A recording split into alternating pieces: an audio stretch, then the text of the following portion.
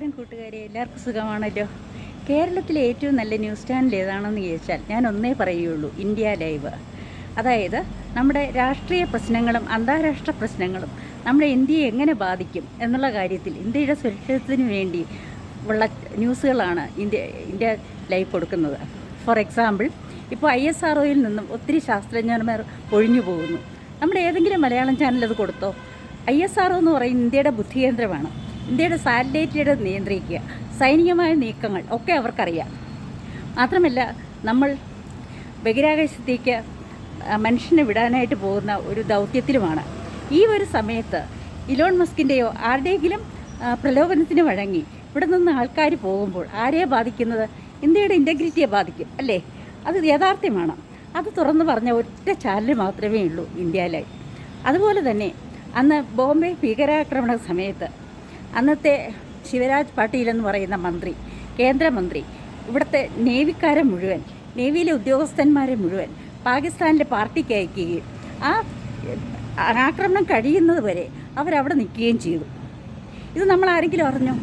നമ്മൾ വിചാരിക്കും Indian navy വളരെ ആക്റ്റീവാണല്ലോ, ഇവിടെ എങ്ങനെ അവന്മാർ കടന്നുകൂടിയെന്നൊക്കെ. ആ സമയത്താണ് പാക് ഭീകരന്മാർ ഇവിടെ വന്നതും മുംബൈയിൽ ഭീകരാക്രമണം നടത്തിയതും ഇത്രയും പേരെ കൊന്നതുമൊക്കെ. ഇത്തരം കാര്യങ്ങളൊക്കെ നമ്മളിലെത്തിച്ചത് ആ ഒരേ ഒരു ചാനലാണ്, ഇന്ത്യ ലൈവ്. നോക്കൂ, ഇന്ത്യ ലൈവിന് വേണ്ട സപ്പോർട്ട് കൊടുക്കുക. നിങ്ങൾ രാഷ്ട്രീയം നോക്കണ്ട, മതം നോക്കണ്ട, ഇന്ത്യക്കാർ എന്ന രീതിയിൽ, ഇന്ത്യൻ പൗരൻ എന്ന രീതിയിൽ ആ ചാനൽ കാണുക. ഞാൻ അതിനെ പ്രൊമോട്ട് ചെയ്യുകയൊന്നുമല്ല കേട്ടോ. അതിനകത്ത് ചില വേണ്ടാത്ത കാര്യങ്ങളൊക്കെ പറയാറുണ്ട്, അതിന് ഇഷ്ടവുമല്ല. ചെറിയ സില്ലേ കാര്യങ്ങളും കുറച്ച് മസാല കാര്യങ്ങളൊക്കെ വരുമ്പോൾ ഞാൻ അതൊന്നും കാണാറില്ല. പക്ഷേ ഇത്തരം കാര്യങ്ങൾ ഇന്ത്യക്കാർ അല്ലെങ്കിൽ മലയാളികൾ അറിയാതെ പോകുന്ന കാര്യങ്ങൾ ഇവിടെ അവതരിപ്പിക്കുന്ന രണ്ട് ചാനലുകളാണ്. ഒന്ന് ഇന്ത്യ ലൈവും ഒന്ന് മറുനാടൻ മലയാളിയും. ഇത് നിങ്ങൾ വിചാരിക്കുമായിരിക്കും ഞാനൊരു സംഗിണിയാണ് അല്ലെങ്കിൽ ചാണകമാണെന്നൊക്കെ. ഒന്നുമല്ല, അങ്ങനെയൊന്നും നോക്കിയിട്ട് കാര്യമില്ല. ഇത്തരം കാര്യങ്ങൾ ഈ ISROയിൽ നിന്ന് ആളുകൾ പൊഴിഞ്ഞു പോകുമ്പോൾ ഈ മോദിജിയും അമിത്ഷായും ഒക്കെ എന്ത് ചെയ്യുകയാണ്? അവർക്കിതിനുള്ള ഉത്തരവാദിത്തമില്ലേ? അവരെങ്ങനെയെങ്കിലും പിടിച്ചു നിർത്തുക. അവരുടെ സ്ട്രാറ്റജീസ് ഇതാണോ? അവർ കോൺസ്റ്റൻ്റ് ആയിട്ടുള്ള ഒരു മേൽനോട്ടത്തിന് വിധേയമാകേണ്ടതില്ലേ?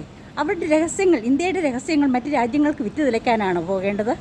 ഇങ്ങനെയാണെങ്കിൽ വർഷങ്ങൾക്ക് മുൻപേ മുതൽ തുടരാമായിരുന്നല്ലോ. അബ്ദുൽ കലാം ഇവിടെ എത്ര ഉത്തരവാദിത്വത്തോടു കൂടി, എത്ര ദേശീയ സ്നേഹത്തോടു കൂടിയാണ് ISRO മുന്നോട്ട് കൊണ്ടുപോയത്. ആ ഒരു ദേശീയ സ്നേഹമുള്ളവരെ മാത്രമല്ലേ ഇതിലെടുക്കാൻ പാടുള്ളൂ? എന്തുകൊണ്ട് അവർ പൊഴിഞ്ഞു പോകുന്നു? അവർക്ക് എന്താണ് വേണ്ടത്? അത് നൽകുക. ഇന്ത്യയുടെ സുരക്ഷിതത്വമാണ് ഏറ്റവും വലുത്. അത് നമ്മുടെ സാങ്കേതിക വിദ്യയെ ആശ്രയിച്ചിരിക്കുന്നു. ആ സാങ്കേതിക വിദ്യ പ്രകാരമാണ് നമ്മുടെ സൈനിക നീക്കങ്ങൾ പോലും.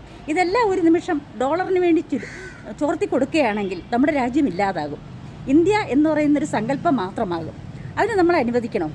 മലയാളികൾ കൂടി ചിന്തിക്കുക. മലയാളികൾ അറിയാതെ പോകുന്ന ഇത്തരം വാർത്തകൾ ഇവിടെ എത്തിക്കുന്ന ഈ ചാനലുകൾക്ക് വളരെയധികം സപ്പോർട്ട് നൽകുക.